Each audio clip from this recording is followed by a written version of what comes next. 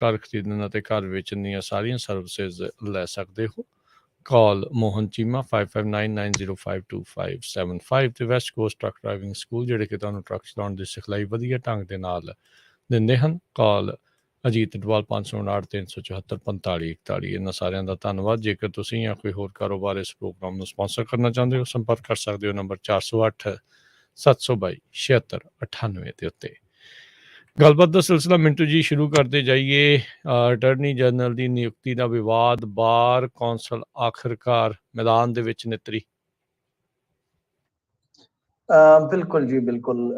ਦੇਖੋ ਗੱਲ ਕੀ ਹੈ ਕਿ ਇਹ ਇੱਕ ਦਿਨ ਹੋ ਕੇ ਰਹਿਣਾ ਸੀਗਾ, ਕਿਉਂਕਿ ਆਪਾਂ ਜੇ ਵੇਖੀਏ ਤਾਂ ਪਿਛਲੀਆਂ ਕੁਛ ਜਿਹੜੀਆਂ ਨਿਯੁਕਤੀਆਂ ਹੋਈਆਂ ਨੇ, ਖਾਸ ਤੌਰ ਤੇ ਏਜੀ ਜਿੰਨੇ ਵੀ ਲਾਏ ਗਏ ਨੇ, ਉਹਦੇ ਵਿੱਚੋਂ ਕੁਛ ਨਿਯੁਕਤੀਆਂ ਤੇ ਬਹੁਤ ਜ਼ਿਆਦਾ ਰੌਲਾ ਪਿਆ। ਪਰ ਐਸਾ ਰੌਲਾ ਪਿਆ ਜਿਹਦੇ ਵਿੱਚ ਆਪਾਂ ਕਹਿ ਸਕਦੇ ਹਾਂ ਕਿ ਜਿਹੜਾ ਵਕਾਲਤ ਦਾ ਪ੍ਰੋਫੈਸ਼ਨ ਹੈ ਉਹ ਕਿਤੇ ਨਾ ਕਿਤੇ ਦੇਖੋ ਉਸ ਲੜਾਈ 'ਚ ਜਿਹੜੀ ਕਿ ਰਾਜਨੀਤਿਕ ਲੜਾਈ ਹੁੰਦੀ ਹੈ ਉਹਦੇ 'ਚ ਝੰਬਿਆ ਜਾਂਦਾ ਹੈ। ਇਹ ਕਿੰਨਾ ਕੁ ਚਿਰ ਚੱਲਦਾ, ਅਖੀਰ ਫਿਰ ਵਕਾਲਤ ਦੇ ਪੇਸ਼ੇ ਨਾਲ ਜੁੜੇ ਜਿਹੜੇ ਇਹ ਸੰਗਠਿਤ ਲੋਕ ਨੇ ਮੈਦਾਨ 'ਚ ਆਉਣੇ ਹੀ ਆਉਣੇ ਸੀ। ਤਾਂ ਇਹ ਆ ਗਏ ਨੇ। ਔਰ ਦਿਲਚਸਪ ਗੱਲ ਜਿਹੜੀ ਹੈ ਉਹ ਇਹ ਆ ਕਿ ਬਾਰ ਕੌਂਸਲ ਦੇ ਜਿਹੜੇ ਇਸ ਵੇਲੇ ਕਹਿ ਲਓ ਹੈਡ ਨੇ, ਜਿਹੜੇ ਉਹਨਾਂ ਨੂੰ ਲੀਡ ਕਰਦੇ ਨੇ, ਉਹ ਸਿੱਧੂ ਸਾਹਿਬ ਦੇ ਸਪੁੱਤਰ ਨੇ। ਪਿਛਲੇ ਦਿਨੀ ਉਹਨਾਂ ਦੀ ਚੋਣ ਹੋਈ ਸੀ, ਉਹਨਾਂ ਦਾ ਨਾਮ ਹੈ ਸੁਖਬੀਰ ਸਿੱਧੂ, ਜਿਹੜੇ ਚੇਅਰਮੈਨ ਨੇ। ਤਾਂ ਕਹਿਣ ਦਾ ਮਤਲਬ ਹੈ ਕਿ ਬਾਰ ਕੌਂਸਲ ਪਹਿਲੀ ਵਾਰੀ ਖੁੱਲ ਕੇ ਮੈਦਾਨ 'ਚ ਆਈ ਔਰ ਇਹ ਹੋਣਾ ਸੀਗਾ। ਮੈਂ ਅੱਗੇ ਇੱਕ ਸੀਨੀਅਰ ਵਕੀਲ ਦੇ ਮੂੰਹੋਂ ਇਹ ਗੱਲ ਸੁਣ ਰਿਹਾ ਸੀਗਾ ਕਿ ਕੀ ਲੈਣਾ। ਉਹ ਕਹਿੰਦੇ ਸੀ ਕਿ ਇੱਕ ਦਿਨ ਤੁਸੀਂ ਦੇਖੋ ਕਿ ਪੰਜਾਬ ਸਰਕਾਰ ਨੂੰ ਪੰਜਾਬ ਦੇ ਵਕੀਲਾਂ 'ਚੋਂ ਏਜੀ ਨਹੀਂ ਲੱਭਣਾ, ਔਰ ਹੋ ਸਕਦਾ ਕਿ ਇੱਥੇ ਨੇੜੇ ਤੇੜੇ ਵੀ ਨਾ ਲੱਭੇ, ਕਿਉਂਕਿ ਅਗਲਾ ਕਹਿੰਦਾ ਕਿ ਚੰਗਾ ਭਲਾ ਕੈਰੀਅਰ ਚੱਲਦਾ ਹੈ, ਇਹਨਾਂ ਦੇ ਨਾਲ ਚੱਲਾਂਗੇ ਤੇ ਫਿਰ ਜਿਹੜਾ ਕੁਝ ਬਣਿਆ ਬਣਾਇਆ ਉਹ ਵੀ ਲੋਕ ਜਿਹੜੇ ਆ ਮਿੱਟੀ ਕਰ ਦਿੰਦੇ ਆ। ਇਹ ਗੱਲ ਮੈਂ ਇੱਕ ਵਕੀਲ ਦੇ ਮੂੰਹੋਂ ਸੁਣ ਰਿਹਾ ਸੀਗਾ। ਤਾਂ ਜਿਹੜੀ ਇਹ ਸਟੇਟਮੈਂਟ ਆਈ ਆ ਬਾਰ ਕੌਂਸਲ ਦੀ, ਉਹਦੇ ਵਿੱਚ ਉਹਨਾਂ ਨੇ ਇੱਕ ਵੈਸੇ ਤਰਕ ਭਰਪੂਰ ਗੱਲ ਕਹੀ ਹੈ ਜਿਹੜੀ ਆਪਾਂ ਨੂੰ ਸਭ ਨੂੰ ਸਮਝਣੀ ਚਾਹੀਦੀ ਹੈ। ਉਹ ਕਹਿੰਦੇ ਆ ਕਿ ਦੇਖੋ ਸਾਡਾ ਜਿਹੜਾ ਪੇਸ਼ਾ ਹੈ ਉਹ ਇਸ ਤਰ੍ਹਾਂ ਦਾ ਪੇਸ਼ਾ ਹੈ ਕਿ ਜਿਸ ਤਰ੍ਹਾਂ ਇੱਕ ਡਾਕਟਰ ਇਲਾਜ ਕਰਦਾ ਹੈ ਤਾਂ ਮਰੀਜ਼ ਦੀ ਜਾਤ ਕੀ ਹੈ, ਮਰੀਜ਼ ਦਾ ਧਰਮ ਕੀ ਹੈ, ਚਰਿੱਤਰ ਕੀ ਹੈ, ਐਸਾ ਕੁਛ ਨਹੀਂ ਵੇਖਿਆ ਜਾਂਦਾ। ਸਿਰਫ ਇਹ ਵੇਖਿਆ ਜਾਂਦਾ ਹੈ ਕਿ ਉਹ ਮਰੀਜ਼ ਹੈ। ਤੇ ਇਸੇ ਤਰ੍ਹਾਂ ਜਿਹੜਾ ਵੀ ਸਾਡੇ ਕੋਲ ਆਉਂਦਾ ਉਹ ਕਲਾਇੰਟ ਹੈ, ਮਤਲਬ ਕਿ ਇਹੀ ਇੱਕ ਪ੍ਰੋਫੈਸ਼ਨਲ ਲਾਈਫ ਦਾ ਕਹਿ ਲਓ ਕਿ ਸਾਡਾ ਸਿਧਾਂਤ ਹੈ। ਤਾਂ ਉਹਨਾਂ ਨੇ ਇੱਕ ਤਰ੍ਹਾਂ ਨਾਲ ਤੁਲਨਾ ਕਰਕੇ ਕਿ ਜੋ ਡਾਕਟਰ ਦਾ ਕੈਰੀਅਰ ਹੈ ਜਿਹਦੇ ਵਿੱਚ ਇਹ ਗੁੰਜਾਇਸ਼ ਨਹੀਂ ਰਹਿੰਦੀ ਕਿ ਕੋਈ ਜ਼ਾਤ, ਧਰਮ, ਰੰਗ, ਕੋਈ ਇਸ ਤਰ੍ਹਾਂ ਦਾ ਖਾਸ ਤੌਰ ਤੇ ਕੋਈ ਵੀ ਉਹ ਲੱਗਦਾ ਜਿਹੜਾ ਕਿ ਕਿਸੇ ਥਾਂ ਨਾਲ, ਕਿਸੇ ਵਰਗ ਨਾਲ ਜੁੜਿਆ, ਉਸ ਮਸਲੇ ਨੂੰ ਲੈ ਕੇ ਕੋਈ ਵੀ ਇਲਾਜ ਤੋਂ ਨਾ ਨਹੀਂ ਕਰ ਸਕਦਾ। ਤਾਂ ਇਸ ਤਰ੍ਹਾਂ ਇਹਨਾਂ ਨੇ ਇੱਕ ਤਰਕ ਦਿੱਤਾ। ਤਾਂ ਖੈਰ ਗੱਲ ਇਹ ਆ ਕਿ ਦੇਖੋ ਫਿਰ ਇਹ ਚੀਜ਼ ਜਿਹੜੀ ਆ, ਚਲੋ ਆਪਾਂ ਮੰਨਦੇ ਹਾਂ, ਮੈਂ ਤਾਂ ਕਾਫੀ ਹੱਦ ਤੱਕ ਇਸ ਗੱਲ ਨਾਲ ਸਹਿਮਤ ਹਾਂ ਕਿ ਵਕੀਲ ਜਿੱਦਾਂ ਹੁਣ ਕੋਈ ਵੀ ਆਪਾਂ ਲਾ ਲਈਏ ਕਿ ਜਿਵੇਂ ਟਰੱਕ ਡਰਾਈਵਰ ਤੇ ਹੀ ਲਾ ਲਓ ਕਿ ਹੁਣ ਅੱਜ ਕਿਸੇ ਮਾਲਕ ਦਾ ਕੋਈ ਟਰੱਕ ਚਲਾਉਂਦਾ ਹੈ, ਕੱਲ ਨੂੰ ਕਿਸੇ ਦਾ ਚਲਾਉਣਾ ਪੈ ਸਕਦਾ ਹੈ। ਇਹਦੇ ਚ ਇਹ ਨਹੀਂ ਕਿਹਾ ਜਾ ਸਕਦਾ ਕਿ ਫਲਾਣੀ ਵਿਚਾਰਧਾਰਾ ਨਾਲ ਸੀਗਾ, ਪਰ ਉਹਦਾ ਕਿਉਂਕਿ ਕਿੱਤਾ ਹੈ, ਉਹਦੀ ਰੋਜੀ ਰੋਟੀ ਡਰਾਈਵਰੀ ਹੈ, ਤਾਂ ਉਹ ਕਿਸੇ ਦਾ ਵੀ ਚਲਾ ਸਕਦਾ। ਉਹਨੇ ਉਹ ਕਿਰਤ ਕਰਨੀ ਹੈ ਆਪਣੀ ਮਿਹਨਤਾਂ ਨਾਲ ਲੈ ਕੇ ਤੇ ਆਪਣੀ ਜ਼ਿੰਦਗੀ ਚ ਪਾਰ ਲੰਘਾਉਣੀ ਹੈ। ਪਰ ਇੱਥੇ ਮਸਲਾ ਇੱਕ ਵੱਖਰੀ ਕਿਸਮ ਦਾ ਜਿਹੜਾ ਉੱਠਿਆ ਸੀਗਾ ਕਿ ਮੰਨ ਲਓ ਜਿੱਦਾਂ ਖਾਸ ਕੇਸ ਨੇ, ਕੁਛ ਕੇਸ ਨੇ, ਤਾਂ ਕਲਾਇੰਟ ਦੇ ਨਾਲ ਇੱਕ ਰਿਸ਼ਤਾ ਬਣ ਜਾਂਦਾ ਕਈ ਵਾਰ, ਤਾਂ ਕਿ ਉਹ ਆੜੇ ਨਹੀਂ ਆਏਗਾ। ਤਾਂ ਇੱਥੇ ਹੁਣ ਸਰਕਾਰ ਜਾਂ ਤਾਂ ਦੇਖੋ ਗੱਲ ਕੀ ਹੈ, ਰਾਜਨੀਤੀ ਇੱਕ ਪੈਮਾਨਾ ਰੱਖ ਕੇ ਚੱਲੇ ਫਿਰ ਤਾਂ ਚਲੋ ਆਪਣੇ ਵਰਗੇ ਵੀ ਕਹਿਣ ਕਿ ਹਾਂ ਠੀਕ ਹੈ ਬਈ ਉਸ ਵੇਲੇ ਹੋ ਗਈ ਸੀ। ਹੁਣ ਜਿੱਦਾਂ ਇਹਨਾਂ ਨੇ APS ਦਿਓਲ ਵੇਰੇ ਰੌਲਾ ਪਾ ਲਿਆ ਸੀਗਾ ਆਮ ਆਦਮੀ ਪਾਰਟੀ ਵਾਲੇ, ਇਹਨਾਂ ਨੇ ਬਕਾਇਦਾ ਪ੍ਰੈਸ ਕਾਨਫਰੰਸ ਕੀਤੀ ਹੈ ਜਿਹੜੀ ਰਿਕਾਰਡ ਤੇ ਪਈ ਆ, ਤੁਸੀਂ ਵੀ ਲੱਭ ਕੇ ਚਲਾ ਸਕਦੇ ਹੋ। ਨਹੀਂ ਉਹ 14-15 ਮਿੰਟ ਦੀ ਹਰਪਾਲ ਸਿੰਘ ਚੀਮਾ ਹੋਰਾਂ ਨੇ ਕੀਤੀ ਹੈ, ਮਤਲਬ ਕਿ ਇਹਨਾਂ ਨੇ ਮੁਖਾਲਫਤ ਕੀਤੀ ਹੈ। ਹੁਣ ਇਹਨਾਂ ਦੀ ਵਾਰੀ ਆਈ ਹੈ ਤਾਂ ਹੁਣ ਇਹ ਕਹਿੰਦੇ ਕਿ ਨਹੀਂ ਇਹਨਾਂ ਚੀਜ਼ਾਂ ਦਾ ਕੋਈ ਇਹਦੇ ਚ ਮਹੱਤਤਾ ਵਾਲਾ ਪੱਖ ਨਹੀਂ ਹੁੰਦਾ ਕਿ ਕਿਹਦਾ ਕੇਸ ਕਿਹਨੇ ਲੜਿਆ। ਪਰ ਉਸ ਟਾਈਮ ਕਿਉਂ ਸੀਗਾ, ਇਹ ਇੱਕ ਵੱਡਾ ਸਵਾਲ ਹੈ ਕਿ ਇਹ ਸਵਾਲ ਤੁਸੀਂ ਹੀ ਖੜੇ ਕੀਤੇ ਨੇ। ਜੇ ਉਦੋਂ ਤੁਸੀਂ ਕਿਹਾ ਹੁੰਦਾ, ਤੁਸੀਂ ਵਿਰੋਧੀ ਧਿਰ ਦੇ ਵਿੱਚੋਂ ਜਦੋਂ ਵਿਚਰ ਰਹੇ ਸੀਗੇ, ਤੁਸੀਂ ਲੋਕਾਂ ਨੂੰ ਕਹਿੰਦੇ ਕਿ ਪ੍ਰੋਫੈਸ਼ਨ ਦਾ ਕੈਰੀਅਰ ਹੈ ਬਈ ਕਿਸੇ ਦਾ, ਇਹਦੇ ਚ ਕੇਸ ਆਉਂਦੇ ਆ। ਸਰਕਾਰ ਦਾ ਕੰਮ ਇਹ ਵੇਖਣਾ ਕਿ ਜੋ ਕੰਮ ਕਿਸੇ ਨੂੰ ਸੌਂਪਿਆ ਜਾਂਦਾ ਉਸ ਪ੍ਰਤੀ ਉਹ ਵਫਾਦਾਰ ਹੈ, ਉਸ ਪ੍ਰਤੀ ਉਹ ਦ੍ਰਿੜ ਹੈ, ਉਸ ਪ੍ਰਤੀ ਉਹ ਸੁਹਿਰਦ ਜਾਂ ਸਮਰਪਿਤ ਹੈ, ਉਹ ਸਾਰੀਆਂ ਚੀਜ਼ਾਂ ਵੇਖੇ ਕਿ ਉਹ ਸਰਕਾਰ ਵਿੱਚ ਜਾਮਨ ਹੋਵੇ। ਤਾਂ ਮੇਰੇ ਖਿਆਲ ਦੇ ਨਾਲ ਇਹ ਨੌਬਤ ਨਹੀਂ ਸੀ ਆਉਣੀ। ਹੁਣ ਬਾਰ ਕੌਂਸਲ ਮੈਂ ਜਿਵੇਂ ਤੁਹਾਨੂੰ ਕਿਹਾ ਕਿ ਇੱਕ ਤਰ੍ਹਾਂ ਨਾਲ ਕਹਿ ਲਓ ਕਿ ਰੱਫੜ ਬਣ ਗਿਆ ਕਿ ਰਾਜਨੀਤੀ ਦੇ ਵਿੱਚ ਵਕਾਲਤ ਜਾਂ ਵਕੀਲੀ ਦਾ ਜਿਹੜਾ ਕੈਰੀਅਰ ਆ ਉਹਦੇ ਤੇ ਜਦੋਂ ਸਵਾਲ ਉੱਠਣੇ ਸ਼ੁਰੂ ਹੋਏ ਤਾਂ ਫਿਰ ਉਹਨਾਂ ਨੂੰ ਵੀ ਮੈਦਾਨ ਚ ਆਉਣਾ ਪਿਆ। ਪਰ ਇਹਦੇ ਚ ਜਿਵੇਂ ਨਾ ਕਿਸੇ ਸਿਆਣੇ ਬੰਦੇ ਨੇ ਗੱਲ ਕਹੀ ਸੀ ਕਿ ਰਾਜਨੀਤੀ ਦੇ ਵਿੱਚ ਵਾਰ-ਵਾਰ ਮਰਨਾ ਪੈਂਦਾ, ਜਦ ਕਿ ਯੁੱਧ ਦੇ ਵਿੱਚ ਇੱਕੇ ਵਾਰ ਬੰਦਾ ਮਰਦਾ ਹੈ। ਤਾਂ ਇਹ ਹੁਣ ਆਮ ਆਦਮੀ ਪਾਰਟੀ ਤੇ ਗੱਲ ਢੁਕਵੀਂ ਇੱਕ ਤਰ੍ਹਾਂ ਨਾਲ ਪੈਂਦੀ ਆ ਕਿ ਜਿਸ ਤਰ੍ਹਾਂ ਇਹਨਾਂ ਨੇ ਪਹਿਲਾਂ ਰੌਲਾ ਪਾਇਆ ਇਹਨਾਂ ਚੀਜ਼ਾਂ ਨੂੰ ਲੈ ਕੇ, ਅੱਜ ਇਹਨਾਂ ਚੀਜ਼ਾਂ ਨੂੰ ਦਰਕਿਨਾਰ ਕਰਕੇ ਉਹ ਇਸ ਕੋਟੇਸ਼ਨ ਨੂੰ ਬਿਲਕੁਲ ਸਹੀ ਸਾਬਤ ਕਰ ਰਹੇ ਨੇ। ਜੀ ਜੀ ਬਿਲਕੁਲ। ਅਗਲੀ ਗੱਲ ਕਰੀਏ, ਮਜੀਠੀਏ ਦੀ ਜ਼ਮਾਨਤ ਦੇ ਉੱਤੇ ਫੈਸਲਾ ਸੁਰੱਖਿਅਤ। ਦੇਖੋ ਇਹ ਵੀ ਮਾਮਲਾ ਕੋਰਟ ਦੇ ਨਾਲ ਜੁੜਿਆ ਵਾ। ਤਾਂ ਇਹਦੇ ਚ ਅੱਜ ਜ਼ਿਰਾ ਹੋਈ ਹੈ, ਤਕਰੀਬਨ 4 ਘੰਟੇ ਦੀ ਜ਼ਿਰਾ ਹੋਈ ਹੈ। ਤਫਸੀਲ ਤੇ ਨਹੀਂ ਹਾਲੇ ਮੇਰੇ ਖਿਆਲ ਦੇ ਨਾਲ ਕਿਸੇ ਵੈਬਸਾਈਟ ਤੋਂ ਮਿਲੇਗੀ ਕਿ ਉਹਦੇ ਚ ਕੀ ਆਰਗੂਮੈਂਟ ਦੇ ਵਿੱਚ ਦਲੀਲਾਂ ਦਿੱਤੀਆਂ ਗਈਆਂ। ਇਹਦਾ ਮਤਲਬ ਕਿ ਜੇ 4 ਘੰਟੇ ਬਹਿਸ ਚੱਲੀ ਹੈ ਜਿਹੜੀਆਂ ਮੁੱਢਲੀਆਂ ਮੀਡੀਆ ਰਿਪੋਰਟਾਂ ਨੇ, ਤਾਂ ਇਹਦਾ ਅਰਥ ਇਹੋ ਨਿਕਲਦਾ ਹੈ ਕਿ ਦੋਨਾਂ ਹੀ ਪੱਖਾਂ ਨੇ, ਚਾਹੇ ਉਹ ਡਿਫੈਂਸ ਦਾ ਪੱਖ ਹੋਵੇ ਤੇ ਚਾਹੇ ਸਰਕਾਰੀ ਪੱਖ ਹੋਵੇ, ਦੋਨਾਂ ਨੇ ਆਪੋ ਆਪਣੀ ਗੱਲ ਤਕਰੀਬਨ ਪੂਰੀ ਕਰ ਲਈ ਹੈ। ਹੁਣ 4 ਘੰਟੇ ਦੀ ਜ਼ਿਰਾ ਕੋਈ ਥੋੜੀ ਨਹੀਂ ਹੁੰਦੀ। ਤਾਂ ਹੋ ਸਕਦਾ ਕਿ ਆਉਣ ਵਾਲੇ ਦਿਨਾਂ ਦੇ ਵਿੱਚ ਜ਼ਮਾਨਤ ਦਾ ਫੈਸਲਾ ਹੋ ਜਾਵੇ। ਪਰ ਅੱਗੇ ਆਪਾਂ ਵੇਖਿਆ ਵਾ ਕਿ ਐਨ ਮੌਕੇ ਤੇ 2 ਵਾਰੀ ਜੱਜ ਜਿਹੜੇ ਸੀ ਉਹ ਆਪਣੇ ਆਪ ਨੂੰ ਅਲੱਗਾ ਕਰ ਗਏ ਸਨ ਕੇਸ ਤੋਂ, ਤਾਂ ਜਿਹਦੇ ਚਲਦਿਆਂ ਇਹਦੀ ਜੇਲ੍ਹ ਯਾਤਰਾ ਲੰਬੀ ਹੋ ਗਈ ਸੀ ਮਜੀਠੀਆ ਦੀ। ਤਾਂ ਹੁਣ ਇਹ ਵੇਖਣਾ ਹੋਏਗਾ ਕਿ ਕੀ ਸਿੱਧਾ ਫੈਸਲਾ ਆਉਂਦਾ। ਵੈਸੇ ਤੇ ਕਸਟਡੀ ਜਿਹੜੀ ਆ ਉਹ ਤੁਸੀਂ ਦੇਖ ਲਓ ਕਿ ਤਕਰੀਬਨ 4-5 ਮਹੀਨਿਆਂ ਦੀ ਹੋ ਗਈ ਹੋਣੀ ਹੈ ਮਜੀਠੀਆ ਦੀ। ਤਾਂ ਕਹਿਣ ਦਾ ਮਤਲਬ ਇਹ ਹੈ ਕਿ ਕਸਟਡੀ ਕੀ ਇੰਨੀ ਹੈਗੀ ਆ, ਇਹ ਕਸਟਡੀ ਜਿਹੜੀ ਹੈ ਉਹ ਜਿੰਨੀ ਚਾਹੀਦੀ ਹੈ ਇਸ ਕੇਸ ਦੇ ਵਿੱਚ ਕੀ ਉਹ ਹੈਗੀ ਆ ਉਨੀ? ਜੇ ਉਨੀ ਕਸਟਡੀ ਬਣਦੀ ਹੈ ਤਾਂ ਫਿਰ ਮੇਰੇ ਖਿਆਲ ਦੇ ਨਾਲ ਜ਼ਮਾਨਤ ਦੇ ਦਿੱਤੀ ਜਾਏਗੀ। ਪਰ ਇਹ ਇੱਕ ਵੱਡਾ ਸਵਾਲ ਆ, ਵੱਡਾ ਇਹ ਸਵਾਲ ਆ ਕਿ ਕੀ ਅੱਗੇ ਵਾਲੀ ਕਹਾਣੀ ਦੁਹਰਾਈ ਜਾਏਗੀ ਜਾਂ ਫੈਸਲਾ ਸੁਣਾਇਆ ਜਾਏਗਾ। ਤਾਂ ਮੇਰੇ ਖਿਆਲ ਦੇ ਨਾਲ 2 ਵਾਰੀ ਜੱਜ ਜਿਹੜੇ ਆ ਉਹ ਆਪਣੇ ਆਪ ਨੂੰ ਵੱਖ ਕਰ ਚੁੱਕੇ ਇਹੋ ਜਿਹੇ ਮਸਲੇ ਤੋਂ। ਤਾਂ ਹੁਣ ਲੱਗਦਾ ਇਹੋ ਕਿ ਤੀਜੀ ਵਾਰ ਐਸਾ ਨਹੀਂ ਹੋਏਗਾ, ਇਸ ਦਾ ਫੈਸਲਾ ਹੋਏਗਾ। ਤੇ ਜਦੋਂ ਇਸ ਤਰ੍ਹਾਂ ਰਿਜ਼ਰਵ ਰੱਖ ਲਿਆ ਜਾਂਦਾ ਫੈਸਲਾ, ਉਹ ਕਿਸੇ ਵੇਲੇ ਵੀ ਸੁਣਾਇਆ ਜਾ ਸਕਦਾ ਹੈ। ਜੀ ਜੀ ਦੇਖੋ ਕੀ ਹੁੰਦਾ ਆ, ਕੀ ਪ੍ਰੈਜ਼ੀਡੈਂਟ ਦੇ ਹੱਕ 'ਚ ਭਾਈ ਵੋਟ ਦਾ ਨੂੰ ਫਾਇਦਾ ਮਿਲਦਾ ਹੈ ਕਿ ਨਹੀਂ। SKM ਵੱਲੋਂ MSP ਦੀ ਗਰੰਟੀ ਤੇ ਹੋਰ ਮੰਗਾਂ ਨੂੰ ਲੈ ਕੇ 21 ਜੁਲਾਈ ਨੂੰ ਪੂਰੇ ਦੇਸ਼ ਦੇ ਵਿੱਚ ਚੱਕਾ ਜਾਮ। ਦੇਖੋ ਇਹ ਤਾਂ ਫਿਰ ਉਹੀ ਗਾਣਾ ਨਾ ਜਿਵੇਂ ਉਹ ਨਛੱਤਰ ਨੇ ਗਾਇਆ ਸੀ, ਨਛੱਤਰ ਗਿੱਲ ਨੇ, ਚੱਕੇ ਜਾਮ ਹੋ ਗਏ ਤੁਰੀ ਜਾਂਦੀ ਰੇਲ, ਤੈਨੂੰ ਵੇਖ ਕੇ। ਤਾਂ ਇੱਥੇ ਫਿਰ ਕਿਸਾਨਾਂ ਨੂੰ ਵੇਖ ਕੇ ਹੋਣਗੇ ਚੱਕੇ ਜਾਮ। ਤਾਂ ਰੇਲ ਦੇ ਚੱਕੇ ਜਾਮ ਕਰਨਗੇ, ਕਹਿੰਦੇ ਕਿ 31 ਜੁਲਾਈ ਨੂੰ ਅਸੀਂ ਰੇਲਾਂ ਰੋਕਣੀਆਂ ਨੇ। ਦੇਖੋ ਇਹਨਾਂ ਦੀਆਂ ਮੰਗਾਂ ਉਹੀ ਕਿ ਕੇਂਦਰ ਸਰਕਾਰ ਮੁੱਕਰ ਗਈ ਹੈ, ਕੇਂਦਰ ਸਰਕਾਰ ਮੁੱਕਰ ਗਈ ਹੈ ਸਾਡੇ ਨਾਲ ਵਾਅਦੇ ਕਰਕੇ। ਤਾਂ ਉਹਨਾਂ ਮੰਗਾਂ ਨੂੰ ਪੂਰੀਆਂ ਕਰਵਾਉਣ ਵਾਸਤੇ ਅਸੀਂ ਹੁਣ ਰੇਲਾਂ ਰੋਕਾਂਗੇ। ਮੇਰੇ ਖਿਆਲ ਦੇ ਨਾਲ ਦੇਖੋ ਇਹ ਹੁਣ ਰੇਲਾਂ ਜਿਹੜੀਆਂ ਨੇ ਨਾ, ਠੀਕ ਆ, ਇਹਨਾਂ ਨੇ ਸ਼ਾਇਦ ਮਾਨਕ ਦਾ ਗਾਣਾ ਸੁਣ ਲਿਆ ਕਿ ਸਾਡੇ ਪਿੰਡ ਦੇ ਸਟੇਸ਼ਨ ਤੇ ਨਾ ਰੁਕਦੀਆਂ ਰੇਲਾਂ, ਤੇ ਰੇਲਾਂ ਰੋਕ ਕੇ ਦਿਖਾ ਦੇਣਗੇ। ਪਰ ਮੇਰੇ ਖਿਆਲ ਦੇ ਨਾਲ ਉਹ ਚੀਜ਼ਾਂ ਹੁਣ ਜੇ ਲੱਭਣ, ਕਿਉਂਕਿ ਇਹਨਾਂ ਨੇ ਜਲੂਸ ਪਿਛਲੇ ਦਿਨੀ ਆਪਣਾ ਬਹੁਤ ਕਢਾਇਆ, ਤੁਹਾਨੂੰ ਪਤਾ ਹੀ ਹੈ ਨਾ। ਇੱਕ ਤੇ ਇਲੈਕਸ਼ਨ ਲੜ ਕੇ ਇੱਕ ਧਿਰ ਨੇ, ਤੇ ਦੂਸਰੀ ਧਿਰ ਨੇ ਉਹਨਾਂ ਤੇ ਠੋਕਵੇਂ ਜਵਾਬ ਲਾ ਦਿੱਤੇ ਕਿ ਆਹ ਦੇਖੋ ਜੀ ਇਹਨਾਂ ਬੰਦਿਆਂ ਨੇ ਨਾ ਸਿਰਫ ਇਲੈਕਸ਼ਨ ਲੜਿਆ ਬਲਕਿ ਇਹਨਾਂ ਨੇ ਤਾਂ ਰਲ ਮਿਲ ਕੇ ਮੀਟਿੰਗਾਂ ਵੀ ਕੀਤੀਆਂ ਨੇ। ਉਹਦੇ ਚ ਰਾਜੇਵਾਲ ਦਾ ਨਾਮ ਲਿਆ, ਕਾਦੀਆਂ ਦਾ ਨਾਮ ਲਿਆ, ਬੁਰਜਗਿੱਲ ਦਾ ਨਾਮ ਲਿਆ, ਮਤਲਬ ਕਿ ਪੂਰੇ ਜਵਾਬ ਵੀ ਲਾ ਦਿੱਤੇ ਉਹਨਾਂ ਦੇ। ਇਲਜ਼ਾਮ ਕਹਿ ਲਓ, ਇਲਜ਼ਾਮ ਵੀ ਲਾ ਦਿੱਤੇ, ਤਾਂ ਠੋਕ ਕੇ ਜਵਾਬ ਵੀ ਦਿੱਤੇ ਉਹਨਾਂ ਦੇ। ਤਾਂ ਹੁਣ ਜਿਹੜੀ ਉਹ ਧਿਰ ਹੈ ਉਹ ਧਿਰ ਵੱਖਰੀ ਹੋ ਗਈ, ਇਹ ਧਿਰ ਪੰਜਾਬ 'ਚ ਹੀ ਵੱਖਰੀ ਹੋ ਗਈ। ਤਾਂ ਇੱਥੇ ਇੱਕ ਦਫੇੜ ਜਿਹੜੀ ਆ ਬਹੁਤ ਵੱਡੇ ਪੱਧਰ ਤੇ ਨਜ਼ਰ ਆਉਂਦੀ ਹੈ। ਫਿਰ ਹਿਸਾਬ ਕਿਤਾਬ ਨੂੰ ਲੈ ਕੇ ਆਪਸ ਦੇ ਵਿੱਚ ਲੜੇ ਹੋਏ ਨੇ। ਤਾਂ ਇਹੋ ਜਿਹੀ ਸੂਰਤ ਦੇ ਵਿੱਚ, ਕਿਉਂਕਿ ਇਹਨਾਂ ਨੂੰ ਸਭ ਤੋਂ ਪਹਿਲਾਂ ਸਵਾਲ ਉੱਠ ਗਿਆ ਆਗੂਆਂ ਨੂੰ ਕਿ ਤੁਸੀਂ ਉਦੋਂ ਕਾਹਲੇ ਪਏ ਸੀਗੇ ਉੱਠਣ ਵਾਸਤੇ ਕਿ ਚਲੋ ਚੱਲੀਏ ਪੰਜਾਬ ਚੱਲੀਏ, ਕਿਤੇ ਇਲੈਕਸ਼ਨ ਨਾ ਲੰਘ ਜਾਵੇ, ਇਲੈਕਸ਼ਨ ਨਾ ਗੁਜ਼ਰ ਜਾਵੇ। ਹੁਣ ਵੈਸਾ ਸਮਰਥਨ ਪ੍ਰਾਪਤ, ਰੇਲਾਂ ਤਾਂ ਚਲੋ ਰੁਕ ਜਾਣੀਆਂ, ਰੇਲਾਂ ਦਾ ਕੀ ਆ, ਅੱਗੇ ਵੀ ਰੋਕ ਲੈਂਦੇ ਨੇ ਕਿਸਾਨ ਯੂਨੀਅਨਾਂ ਵਾਲੇ। ਜਦੋਂ ਮਤਲਬ ਕਿ 15-20 ਬੰਦੇ ਇਹਨਾਂ ਦੇ ਹੁੰਦੇ ਸੀ, ਜਾ ਕੇ ਬਹਿਣਾ ਤਾਂ ਉਹ ਠੀਕ ਹੈ ਪਰੜੀ ਮੱਲ ਕੇ ਬਹਿ ਗਏ, ਰੇਲ ਪਟੜੀ ਜਿਹਨੂੰ ਆਪਾਂ ਆਨੇ ਆ, ਤੇ ਮੁੜ ਕੇ ਕੋਈ ਟਾਈਮ ਮਿਸ ਕਰਾ ਦਿੱਤਾ ਰੇਲਾਂ ਦਾ, ਤਾਂ ਬਸ ਠੀਕ ਆ, ਨਾਰੇ ਲਾ ਕੇ ਆ ਗਏ।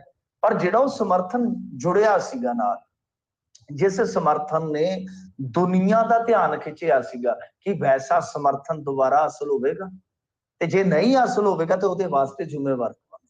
ਤਾਂ ਜ਼ਿੰਮੇਵਾਰ ਕੋਈ ਨਹੀਂ ਹੈ, ਬਸ ਮੇਜਰ ਰਾਜਸਥਾਨੀ ਦੇ ਇੱਕ ਕੈਸਟ ਦਾ ਟਾਈਟਲ ਸੀ, ਜ਼ਿੰਮੇਵਾਰ ਤੂੰ ਵੈਰ ਨੇ। ਤਾਂ ਇੱਥੇ ਕੋਈ ਹੋਰ ਨਹੀਂ, ਇੱਥੇ ਤੁਸੀਂ ਕਹਿ ਸਕਦੇ ਜ਼ਿੰਮੇਵਾਰ ਅਸੀਂ ਹਾਂ, ਜੋ ਐਸਾ ਸਮਰਥਨ ਨਹੀਂ ਜੁਟਾਇਆ ਜਾਂਦਾ, ਕਿਉਂਕਿ ਕੇਂਦਰ ਨੇ ਤੁਹਾਨੂੰ ਵੇਖ ਲਿਆ। ਤੁਸੀਂ ਜਿਸ ਤਰ੍ਹਾਂ ਹਾਬੜੇ ਹੋਏ ਆ ਕੇ ਇਧਰ ਕੁਝ ਰਾਜਨੀਤੀ ਨੂੰ ਪੈ ਗਏ, ਕੁਝ ਇਲਜ਼ਾਮਾਂ ਨੂੰ ਪੈ ਗਏ, ਕੁਝ ਸਵਾਲਾਂ ਨੂੰ ਪੈ ਗਏ, ਕੁਝ ਜਵਾਬਾਂ ਨੂੰ ਪੈ ਗਏ। ਉਹਨਾਂ ਨੂੰ ਪਤਾ ਲੱਗ ਗਿਆ ਕਿ ਬਸ ਇੰਨਾ ਕੁ ਚਿਰ ਸੀਗੇ ਤੁਸੀਂ ਸਿਰ ਜੋੜ ਕੇ ਬੈਠੇ, ਹੁਣ ਤੇ ਸਿਰ ਤੋੜਨ ਵਾਲੇ ਪਾਸੇ ਤੁਰੇ ਹੋਏ। ਜੀ ਜੀ ਜੀ। ਮੈਡੀਕਲ ਹਸਪਤਾਲ ਦਾ ਮਾੜਾ ਹਾਲ ਵੇਖ ਕੇ ਭੜਕੇ ਸਿਹਤ ਮੰਤਰੀ ਇੱਕ ਤਾਂ ਵੀਸੀ ਨੂੰ ਵੀ ਮੰਜੇ ਤੇ ਲੰਮਾ ਪਾਉਂਦੇ ਦੇਖਿਆ ਸੀ। ਹਾਂਜੀ ਹਾਂਜੀ, ਉਹੀ ਹੈ। ਤੇ ਇਹਦੇ ਤੇ ਖੁਦ ਸਿਹਤ ਮੰਤਰੀ ਤੇ ਲੋਕ ਭੜਕੇ ਪਏ ਆ ਕਿ ਯਾਰ ਤੂੰ ਕੀ ਕਰਨ ਡਿਆ ਵਾ, ਇਹ ਬੰਦਾ ਆਰਾਮ ਨਾਲ ਚੱਲੇ। ਤੇ ਵੈਸੇ ਵੀਸੀ ਸਾਹਿਬ ਦਾ ਵੀ ਦੇਖੋ ਗੱਲਾਂ ਦੋਵੇਂ ਹੁੰਦੀਆਂ ਨੇ, ਕਿ ਮੈਨੂੰ ਵੀ ਜਿਵੇਂ ਤੁਸੀਂ ਦੇਖਿਆ ਵੀਡੀਓ ਦੇ ਵਿੱਚ ਕਿ ਮੈਨੂੰ ਵੀ ਉਹ ਢੰਗ ਠੀਕ ਨਹੀਂ ਲੱਗਿਆ। ਪਰ ਗੱਲ ਇਹ ਆ ਕਿ ਜੋ ਉੱਥੇ ਲੋਕ ਜਾਂਦੇ, ਸਾਡੇ ਤੇ ਏਰੀਏ ਦੇ ਵਿੱਚ ਹੈ ਇਹ ਮੈਡੀਕਲ ਕਾਲਜ, ਸਭ ਤੋਂ ਵੱਡਾ ਮੈਡੀਕਲ ਕਾਲਜ ਹੈ ਇਹ ਫਰੀਦਕੋਟ ਦੇ ਵਿੱਚ।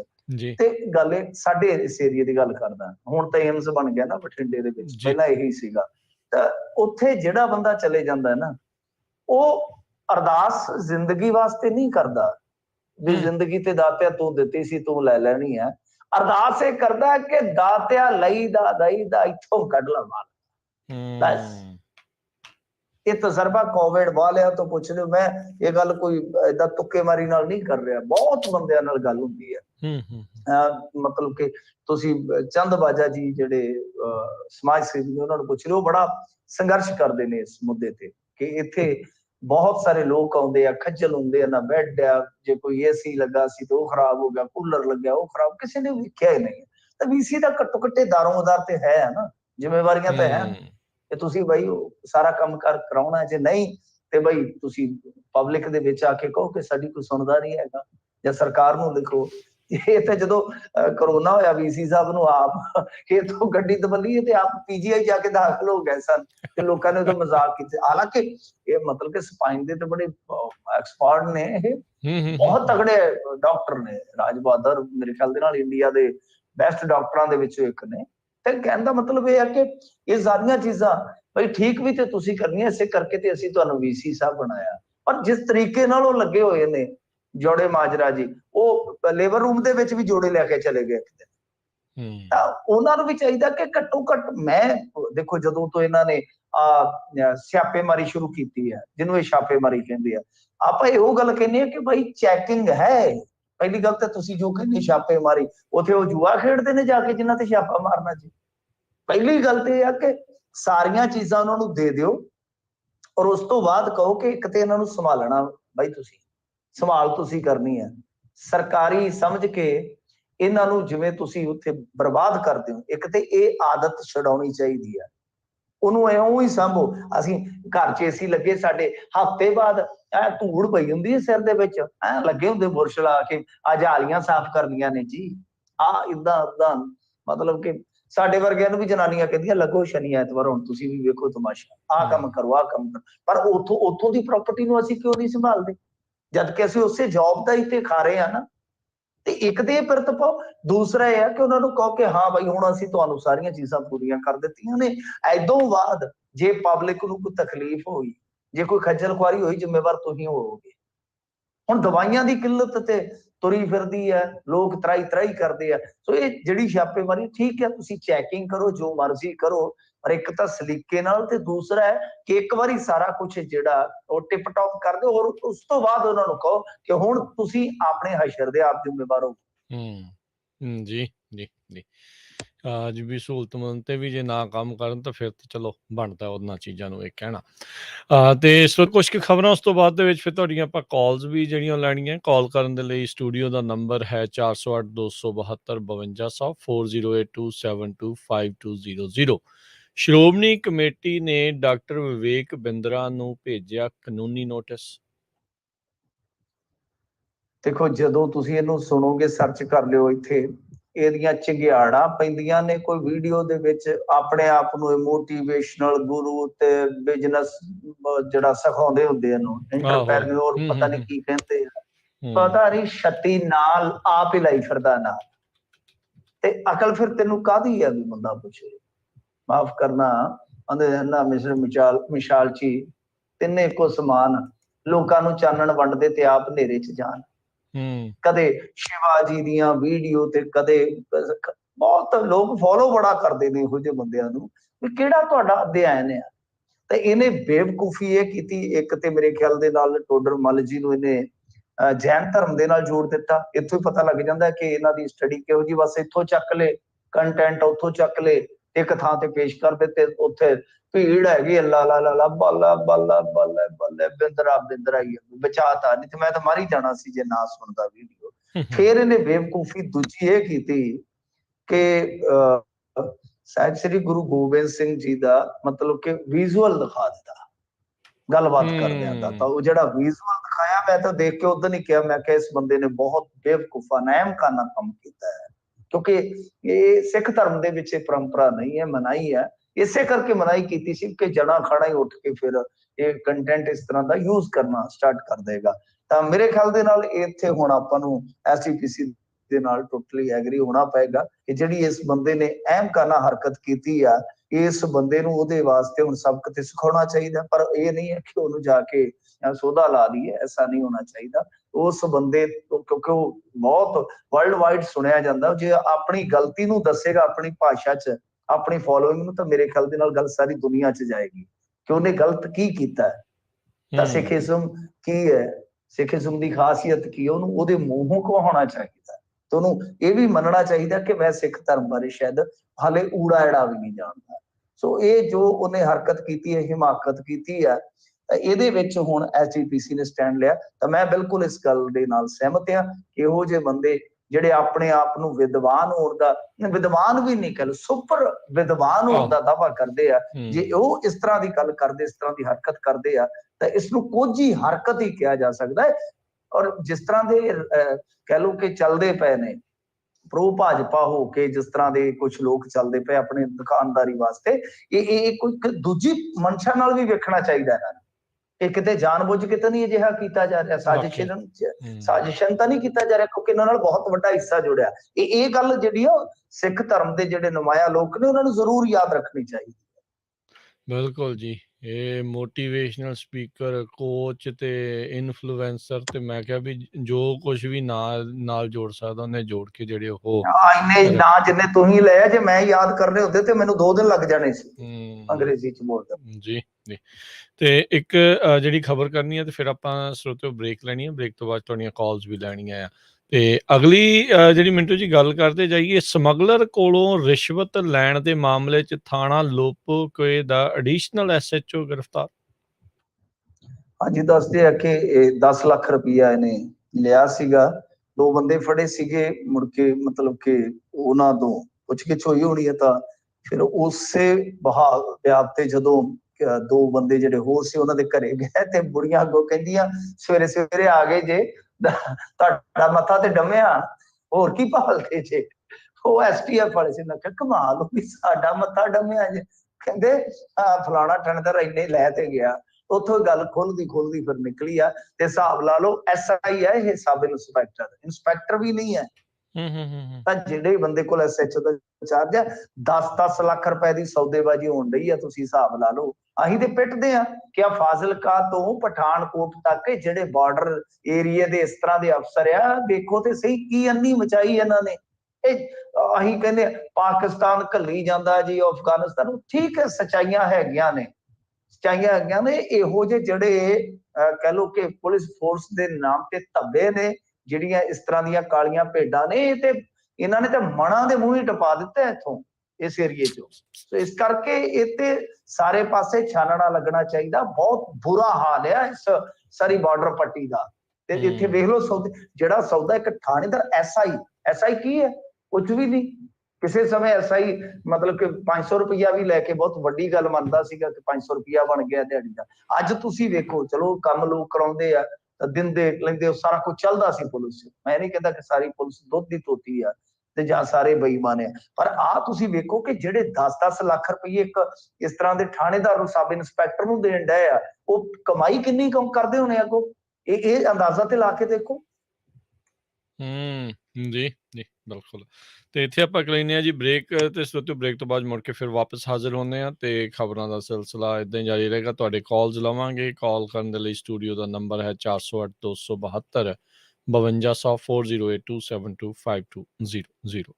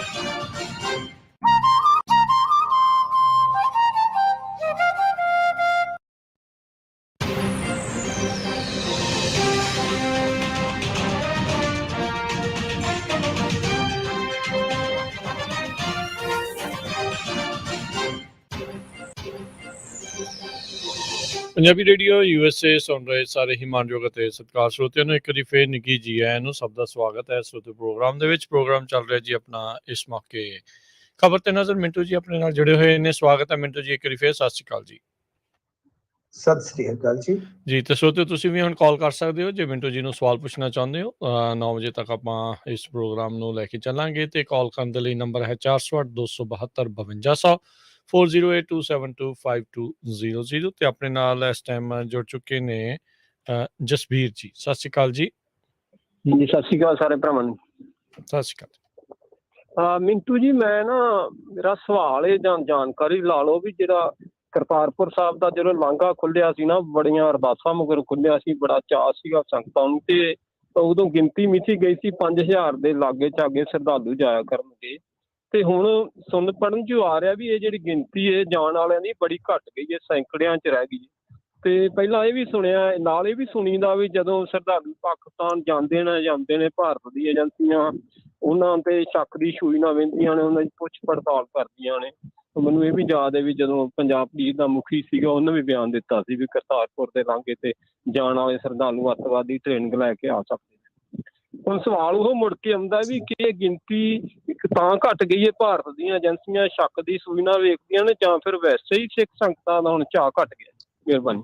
ਧੰਨਵਾਦ ਜੀ। ਸਤਿ ਸ਼੍ਰੀ ਅਕਾਲ ਸਰਦਾਰ ਜਸਵੀਰ ਸਿੰਘ ਜੀ। ਗੱਲ ਇਹ ਆ ਕਿ ਦੇਖੋ ਕੋਵਿਡ ਦਾ ਬਹੁਤ ਅਸਰ ਪਿਆ। ਮੈਨੂੰ ਯਾਦ ਆ ਕਿ ਜਦੋਂ ਸੰਗਤ ਦੀ ਗਿਣਤੀ ਵਧਣੀ ਸਟਾਰਟ ਹੋਈ, ਮਤਲਬ ਕਿ ਜਿੱਦਾਂ ਕਹ ਲਓ ਕਿ ਲੋਕਾਂ ਨੂੰ ਸਮਝ ਆ ਗਿਆ ਪ੍ਰੋਸੀਜਰ ਸਾਰਾ ਕੁਝ, ਮਤਲਬ ਕਿ ਠੀਕ ਸੀਗਾ। ਮੈਨੂੰ ਨਹੀਂ ਲੱਗਦਾ ਕਿ ਕੋਈ ਐਸਾ ਕੋਈ ਡਰ ਪਿਆ ਹੈ। ਹਾਂ, ਦਿਨਕਰ ਗੁਪਤਾ ਨੇ ਬੜੀ ਕਹਿ ਲਓ ਕਿ ਇੱਕ ਤਰ੍ਹਾਂ ਨਾਲ ਕਹਿ ਲਓ ਕਿ ਦਕੀਆਨੂਸੀ ਵਾਲੀ ਜਿਹੜੀ ਸਟੇਟਮੈਂਟ ਦਿੱਤੀ ਸੀ, ਉਹ ਨਿਰੋਲ ਕਹਿ ਲਓ ਕਿ ਜਿੱਦਾਂ ਤੁਸੀਂ ਕਹਿੰਦੇ ਹੁੰਦੇ ਹੋ ਕਿ ਇੰਡੀਅਨ ਸਟੇਟ ਵਾਲੀ ਸੀਗੀ। ਮੈਂ ਤੁਹਾਡੀ ਭਾਸ਼ਾ ਚ ਹੀ ਕਹਿ ਦਿੰਦਾ। ਅੱਛਾ, ਬਟ ਗੱਲ ਇਹ ਆ ਕਿ ਉਸ ਤੋਂ ਬਾਅਦ ਸੰਗਤ ਦਾ ਜਿਹੜਾ ਜੋਸ਼ ਸੀਗਾ ਨਾ ਉਹ ਮੱਠਾ ਨਹੀਂ ਪਿਆ। ਗਿਣਤੀ ਰੋਜ਼ਾਨਾ ਦੀ ਜਿਹੜੀ ਸੀ ਉਹ ਥੋੜੀ ਵਧਣੀ ਸਟਾਰਟ ਹੋ ਗਈ। ਪਰ ਅਨਫੋਰਚੂਨੇਟਲੀ ਸਾਡੇ ਲਈ ਜੇ ਕਹੀਏ ਕਿ ਬਦਕਿਸਮਤੀ ਵਾਲੀ ਗੱਲ, ਕੋਵਿਡ ਆ ਗਿਆ ਜਿਹਦੇ ਕਰਕੇ ਤੁਹਾਨੂੰ ਪਤਾ ਕਿ ਲੰਬਾ ਸਮਾਂ ਮੰਗ ਦੇ ਬਾਵਜੂਦ ਸਾਰਾ ਕੁਝ ਖੁੱਲ ਗਿਆ, ਬਾਵਜੂਦ ਉਸ ਦੇ ਬਹੁਤ ਦੇਰ ਤੱਕ ਉਹ ਲਾਂਘਾ ਬੰਦ ਰਿਹਾ। ਤਾਂ ਜਦੋਂ ਚੀਜ਼ਾਂ ਕਈ ਵਾਰ ਕੱਟ ਆਫ ਹੋ ਜਾਂਦੀਆਂ ਨੇ ਫਿਰ ਤੁਹਾਨੂੰ ਪਤਾ ਟਾਈਮ ਲੱਗਦਾ। ਤੇ ਇੱਕ ਸਰਕਾਰ ਵੀ ਉਹਦੇ ਵਾਸਤੇ ਕੋਈ ਖਾਸ ਪ੍ਰਮੋਸ਼ਨ ਨਹੀਂ ਨਾ ਕਰ ਰਹੀ। ਹੁਣ ਤੁਸੀਂ ਤੇ ਗੱਲ ਚੁੱਕਿਆ, ਮੇਰੇ ਖਿਆਲ ਦੇ ਨਾਲ ਪੰਜਾਬ ਚ ਤੇ ਬਹੁਤੀ ਸੰਗਤ ਨੂੰ ਪਤਾ ਹੀ ਨਹੀਂ ਹੋਣਾ ਕਿ ਦੁਬਾਰਾ ਲਾਂਘਾ ਚਾਲੂ ਹੈ ਜਾਂ ਉਹਦਾ ਪ੍ਰੋਸੀਜਰ ਕੀ ਹੈ। ਤਾਂ ਇਹ ਪ੍ਰਮੋਸ਼ਨ ਵੀ ਕਰਨਾ ਚਾਹੀਦਾ ਤਾਂ ਕਿ ਉੱਥੇ ਠੀਕ ਹੈ ਕਿ ਸੰਗਤ ਨੇ ਜਾਣਾ ਤਾਂ ਦਰਸ਼ਨ ਦਿਦਾਰਿਆਂ ਵਾਸਤੇ ਆ, ਤਾਂ ਉੱਥੇ ਤੁਸੀਂ ਥੋੜਾ ਆਪਣਾ ਮਤਲਬ ਕਿ ਕਹਿ ਲਓ ਕਿ ਫਾਈਨੈਂਸ਼ੀਅਲੀ ਕਮਾਈ ਵੀ ਕਰ ਸਕਦੇ ਹੋ ਵੱਧ ਤੋਂ ਵੱਧ ਸੰਗਤ ਨੂੰ ਉੱਥੇ ਜੋੜ ਕੇ। ਜੀ ਜੀ, ਪਰ ਜੇ ਚਾਹਣ ਤਾਂ ਹੈ ਨਾ, ਪਰ ਉਹ ਆਪਸ ਚ ਮੇਲ ਮਿਲਾਪ ਤੇ ਪਿਆਰ ਜਿਹੜਾ ਉਹ ਬਦਲ ਨਹੀਂ ਦੇਣਾ ਚਾਹੁੰਦੇ। ਇਹ ਵੀ ਕਿਤੇ ਨਾ ਕਿਤੇ ਜਿੱਦਾਂ ਇਹਨਾਂ ਦੀ ਆਪਾਂ ਗੱਲ ਕਰਦੇ ਵੀ ਭਾਰਤੀ ਸਟੇਟ ਦਾ ਇੱਕ ਇਹ ਵੀ ਏਜੰਡਾ ਚਿਰ ਤੋਂ ਹੀ ਚੱਲਦਾ, ਕਿਉਂਕਿ ਆਪਾਂ ਨੂੰ ਪਤਾ ਵੀ ਸਿੰਘ ਜਿਹੜੇ ਆਪਸ ਦੇ ਵਿੱਚ ਇਹਨਾਂ ਲੋਕਾਂ ਦੇ ਫਸਾਉਣ ਦਾ। ਸਾਡੀ ਜਿਹੜੀ ਗਵਰਨਮੈਂਟ ਹੈ, ਸਾਡੀ ਲੋਕਲ ਗਵਰਨਮੈਂਟ ਹੈ ਪੰਜਾਬ ਦੀ, ਮੈਂ ਉਹਦੀ ਗੱਲ ਕਰਨਾ ਕਿ ਉਹ ਤਾਂ ਕਰ ਸਕਦੇ ਆ ਨਾ ਕਿ ਪਿੰਡਾਂ ਚ ਵੱਧ ਤੋਂ ਵੱਧ ਜਾਣਕਾਰੀ ਦੇਣ, ਲੋਕਾਂ ਨੂੰ ਉੱਥੇ ਲਿਆਉਣ। ਲੋਕ ਚਲੋ ਪੈਸਾ ਕੱਢਣਗੇ ਨਾ, ਉੱਥੇ ਜੇ ਆਉਣਗੇ ਤਾਂ ਉੱਥੇ ਪਹੁੰਚਣਗੇ, ਉਹ ਤਾਂ ਸਾਡੀ ਇਕਨੋਮੀ ਚ ਹੀ ਆਏਗਾ। ਬਿਲਕੁਲ ਬਿਲकुल। ਤੇ ਸਰੋਤਿਓ ਤੁਸੀਂ ਵੀ ਜੇ ਕਾਲ ਕਰਕੇ ਸਵਾਲ ਪੁੱਛਣਾ ਚਾਹੁੰਦੇ ਹੋ, ਫੋਨ ਲਾਈਨਸ ਓਪਨ ਨੇ। ਫੋਨ ਨੰਬਰ ਹੈ 408 272 5200 4082725200। ਆਪਣੇ ਨਾਲ ਜੁੜੇ ਨੇ ਰਾਜ ਜੀ। ਸਤਿ ਸ਼੍ਰੀ ਅਕਾਲ। ਹਾਂਜੀ, ਸਤਿ ਸ਼੍ਰੀ ਅਕਾਲ ਜੀ, ਦੋਨਾਂ ਨੂੰ ਭਰਾਵਾਂ ਨੂੰ ਸਤਿ ਸ਼੍ਰੀ ਅਕਾਲ। ਮੇਰਾ ਸਵਾਲ ਇਹ ਸੀਗਾ ਕਿ ਉਹ ਲਖੀਮਪੁਰ ਕੇਸ ਦੇ ਵਿੱਚ ਜਿਹੜਾ ਉਹ ਬੰਦੇ ਆਪਣੇ ਮਾਰੇ ਸੀਗੇ, ਉਹ ਬੰਦੇ ਨੂੰ ਅੰਦਰ ਕੀਤਾ ਸੀਗਾ ਚੀਫ ਮਿਨਿਸਟਰ ਦੇ ਮੁੰਡੇ ਨੂੰ, ਉਹਦਾ ਕੋਈ ਕੇਸ ਹੈ ਕੁਝ ਬਣਿਆ? ਆਸ਼ੀਸ਼, ਉਹਦੀ ਜ਼ਮਾਨਤ ਸਰਦਾਰ ਸਾਹਿਬ ਖਾਰਜ ਹੋ ਗਈ ਆ ਕੱਲ ਹੀ। ਹਾਈ ਕੋਰਟ ਨੇ ਉਹਨੂੰ ਜ਼ਮਾਨਤ ਦੇਣ ਤੋਂ ਇਨਕਾਰ ਕਰ ਦਿੱਤਾ। ਸੁਪਰੀਮ ਕੋਰਟ ਨੇ ਮਤਲਬ ਕਿ ਕਿਹਾ ਸੀਗਾ ਕਿ ਇਹਦੀ ਜ਼ਮਾਨਤ ਰੱਦ ਹੋਣੀ ਚਾਹੀਦੀ, ਰੱਦ ਹੋ ਗਈ। ਫਿਰ ਜ਼ਮਾਨਤ ਵਾਸਤੇ ਗਿਆ ਸੀਗਾ ਤਾਂ ਹਾਈ ਕੋਰਟ ਨੇ ਇਨਕਾਰ ਕਰ ਦਿੱਤਾ। ਤਾਂ ਮੇਰੇ ਖਿਆਲ ਦੇ ਨਾਲ ਕਾਫੀ ਲੰਬਾ ਸਮਾਂ ਉਹਨੂੰ ਹੋ ਗਿਆ ਅੰਦਰ ਕਸਟਡੀ ਦੇ ਵਿੱਚ, ਤੇ ਹਾਲੇ ਲੱਗਦਾ ਨਹੀਂ ਹੈ ਕਿ ਛੇਤੀ ਬਾਹਰ ਆ ਜਾਏਗਾ। ਜੀ ਓਕੇ, ਥੈਂਕ ਯੂ ਜੀ। ਸਤਨਾਮ ਸਿੰਘ, ਸਤਿ ਸ਼੍ਰੀ ਅਕਾਲ ਜੀ। ਹਾਂਜੀ, ਸਤਿ ਸ਼੍ਰੀ ਅਕਾਲ ਦੋਨਾਂ ਵੀਰਾਂ ਨੂੰ ਜੀ। ਸਤਿ ਸ਼੍ਰੀ ਅਕਾਲ ਜੀ।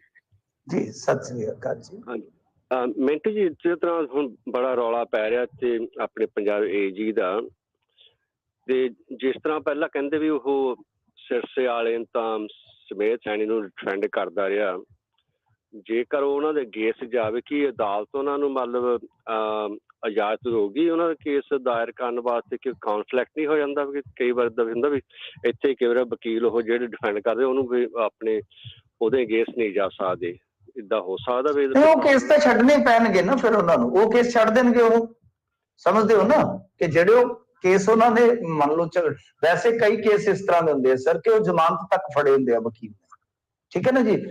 ਮੰਨ ਲਓ ਕੋਈ ਜਿੱਦਾਂ ਹੁਣ ਸ਼ਗਨਪ੍ਰੀਤ ਦਾ ਵੀ ਕੇਸ ਮੇਰੇ ਖਿਆਲ ਦੇ ਨਾਲ ਇਹਨਾਂ ਦੇ ਕੋਲ ਆਇਆ ਸੀਗਾ, ਤਾਂ ਉਹ ਕੇਸ ਕਾਹਦੇ ਲਈ ਸੀਗਾ ਕਿ 2 ਪਟੀਸ਼ਨਾਂ ਵਾਸਤੇ, ਠੀਕ ਹੈ ਨਾ। ਕੁਝ ਕੇਸ ਇਸ ਤਰ੍ਹਾਂ ਦੇ ਹੁੰਦੇ ਆ ਕਿ ਐਂਟੀਸਪੇਟਰੀ ਬੇਲ ਲੈ ਦਿਓ, ਜਿਵੇਂ ਮੰਨ ਲਓ ਮੇਰੇ ਤੇ ਕੋਈ ਕੇਸ ਹੋ ਜਾਂਦਾ ਤੇ ਮੈਂ ਜਾਵਾਂ ਜੀ ਕਿ ਕਈ ਸਾਹਿਬ ਤੁਸੀਂ ਬਹੁਤ ਅੱਛੇ ਕ੍ਰਿਮੀਨਲ ਲਾਇਰ ਹੋ, ਆਹ ਮੁਸੀਬਤ ਹੈ, ਮੇਰੀ ਐਂਟੀਸਪੇਟਰੀ ਬੇਲ ਕਰਾ ਦਿਓ।